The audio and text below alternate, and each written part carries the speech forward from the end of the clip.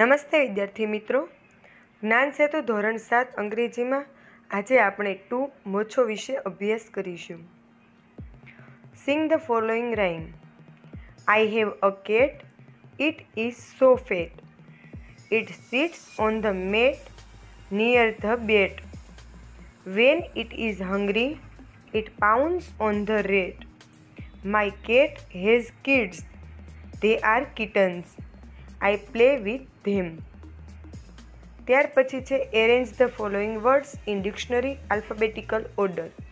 નીચે આપેલા શબ્દોને આલ્ફાબેટના ક્રમમાં લખો. તો અહીંયા જુદા જુદા શબ્દો આપ્યા છે, તેનો પ્રથમ અક્ષર આપણે એબીસીડી પ્રમાણે જોવાનો છે અને સૌથી પહેલાં કયો આવે તે રીતે ક્રમમાં ગોઠવવાનો છે. તો જોઈએ: apple, brinjal, cabbage, carrot, grapes, ice cream, lemon, મિલ, milk, orange, peas, pineapple, tea, tomato અને વોટરમેલન. ત્યાર પછી છે અહીં બે ફકરાના વાક્યો ભેગા થઈ ગયા છે, તે વાંચો તથા બંને ફકરા છૂટા પાડી અને અલગ અલગ નોંધો. તો જોઈએ આપણે બંને ફકરામાં શું ફેર છે. Today is Christmas. Now we are celebrating Christmas. Before 2 months we celebrated Diwali. My sister Nancy is decorating the Xmas tree. My brother Darshil decorated our house for Diwali. He was at home. Today Darshil is not at home. He is in the hostel. My mother is preparing a cake. She prepared sweet dishes for Diwali. We received Diwali cards from friends and relatives. We also prepared Diwali cards. My father helped us for that. My father is helping Nancy now. I am enjoying the music on the CD player. I am also talking to you on the cell phone. Some friends and relatives visited us. Nancy and I enjoyed firecrackers. તો આ ફકરાની અંદર આપણે જોયું કે વર્તમાનકાળ અને ભૂતકાળ બે ઘટના છે, બે તહેવારો છે, તેની વાત ભેગી થઈ ગઈ છે. એ બંને તહેવારોને આપણે અલગ કરવાના છે. એક તહેવાર છે ક્રિસમસનો એટલે કે નાતાલનો અને બીજો તહેવાર છે દિવાળીનો.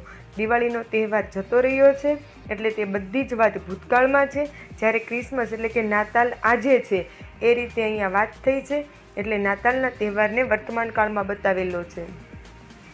તો જોઈએ આપણે અહીંયા બે કોષ્ટક આપેલા છે. ઉપરોક્ત ફકરાને આધારે નીચેના કોઠામાં ઉદાહરણ મુજબ વિગતો લખો. તો અહીંયા પહેલાં નાવ છે અને પછી 2 months અગો લખેલું છે. તો આ રીતે નાવ એટલે કે વર્તમાન કાળની વાત છે અને 2 months અગો એટલે કે ભૂતકાળની વાત, 2 મહિના પહેલાંની વાત છે. તો હવે જે કંઈ ઘટના નાતાલની છે તે પહેલા બોક્સમાં અને દિવાળીની છે એ બાજુના બોક્સમાં આપણે લખીશું. Decorating the Xmas tree. Decorated our house. He was at home. Darshil is not at home. Preparing a cake. Prepared sweet dishes. Received Diwali cards. Prepared Diwali cards.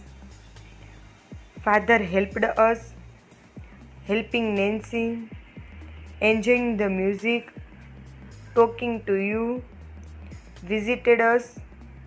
Enjoyed firecrackers. ત્યાર પછી છે read the following paragraph. I checked it. Motu went to Chhotu's house. He called, hey Chhotu come out. Chhotu was not at home. Choti, his wife, come out.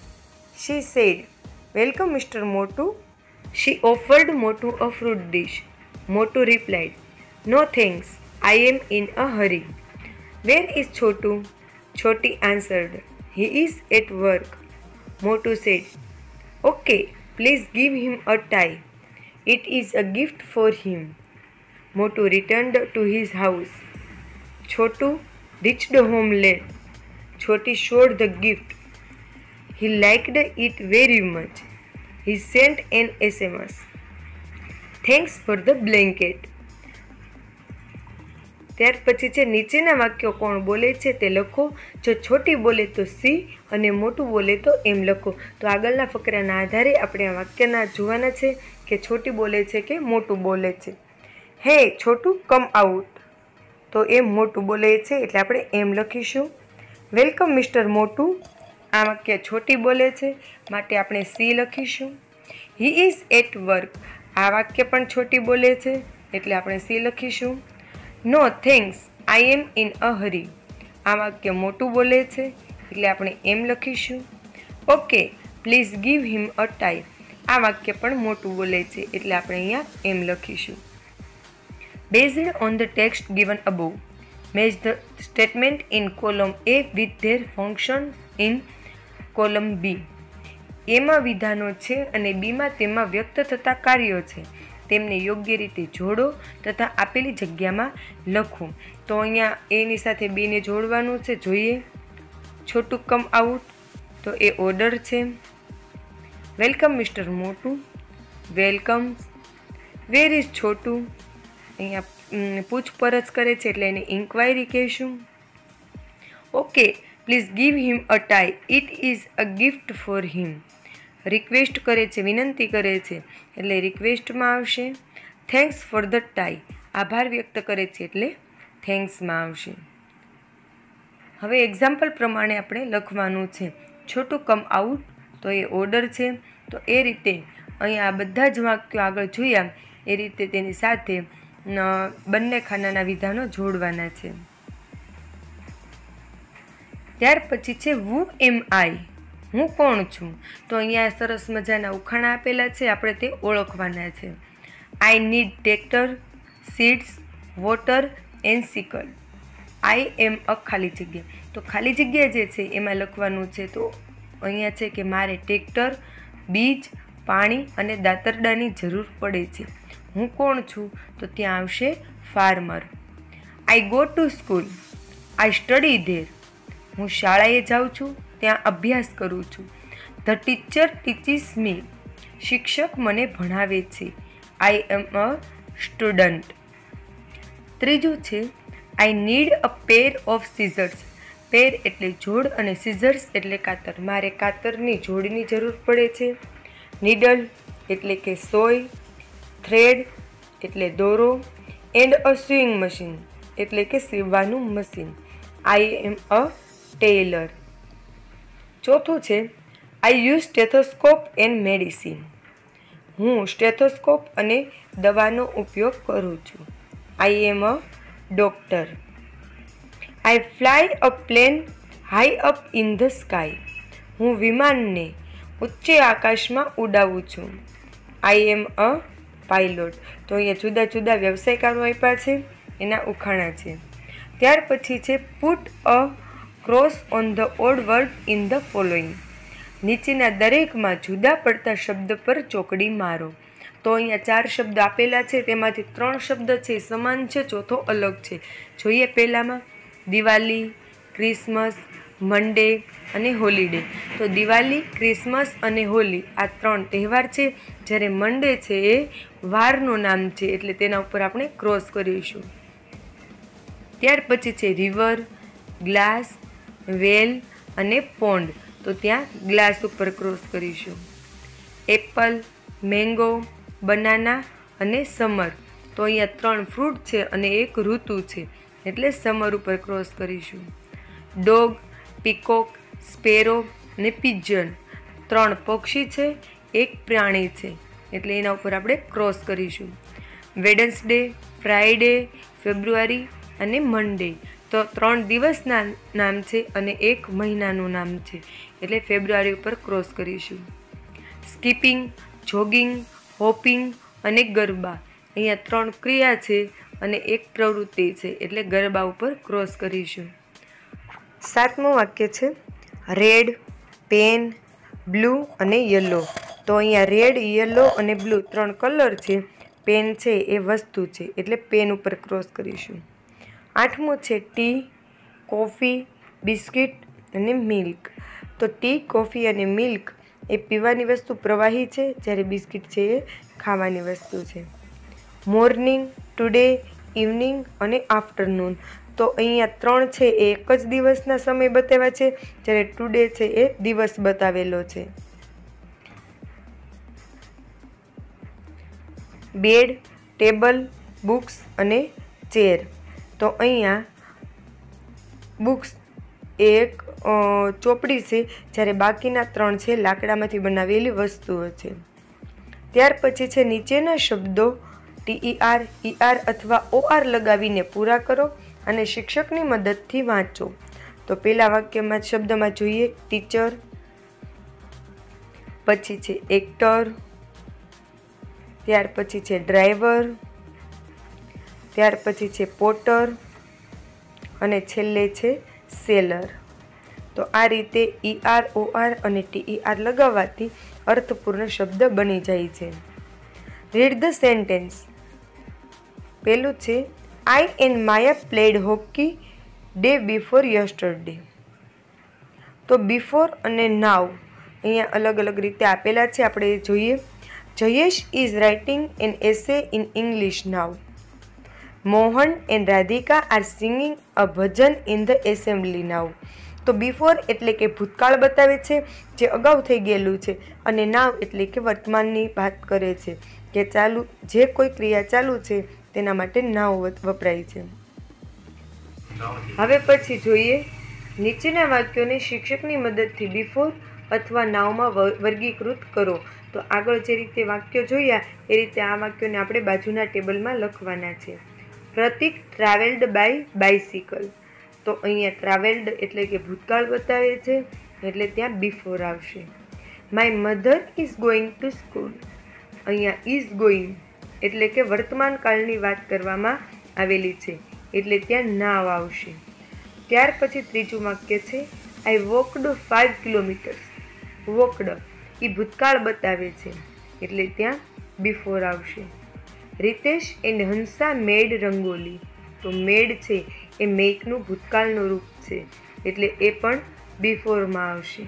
My friend is helping an old man. Is helping વર્તમાન કાળની વાત કરવામાં આવેલી છે, એટલે ત્યાં now આવશે. Divya is practising yoga. Is practising એ પણ વર્તમાન પરિસ્થિતિ બતાવે છે, એટલે ત્યાં પણ નાવ આવશે. I am working on my computer. Am working એ પણ વર્તમાન કાળ બતાવે છે, એટલે ત્યાં પણ નાવ આવશે.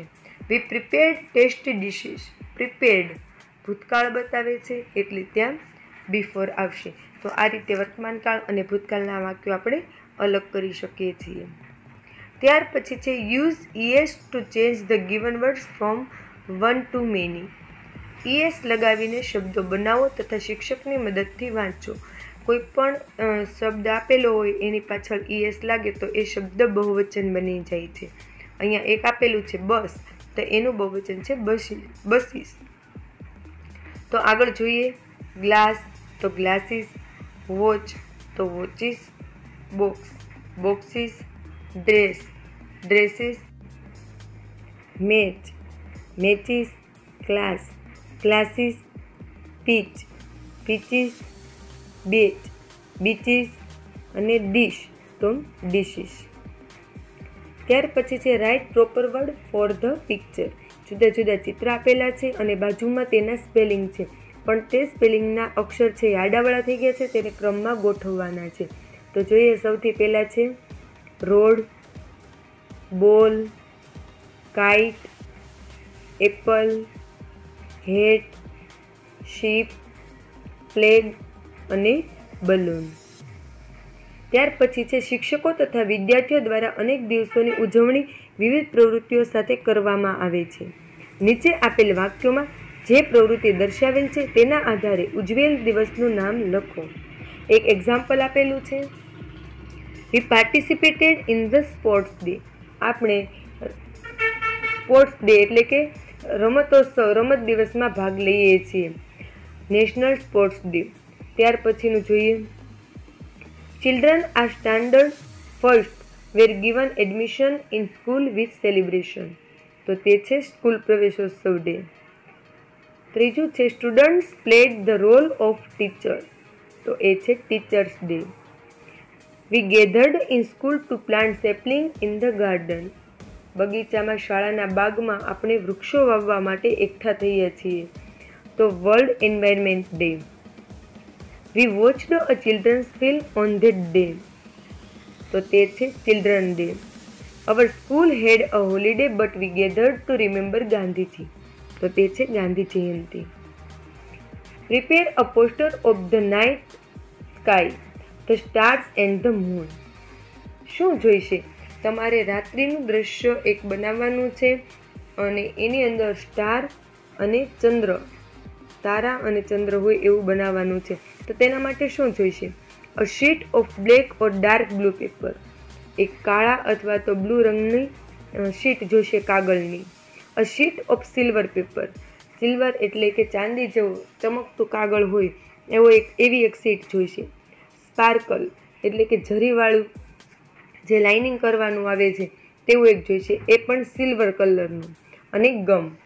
ત્યાર પછી તમારે આવું એક બ્લેક પેપર, જે નીચેનો ઘાટો રંગ છે એ રીતે બ્લેક પેપર લેવાનું છે. જે સ્ટાર અને મૂન બતાવેલા છે એ સિલ્વર પેપરની મદદથી કટિંગ કરી અને એના ઉપર ચોંટાડવાના છે અને એના ફરતે સ્પાર્કલથી લાઇન કરવાની છે.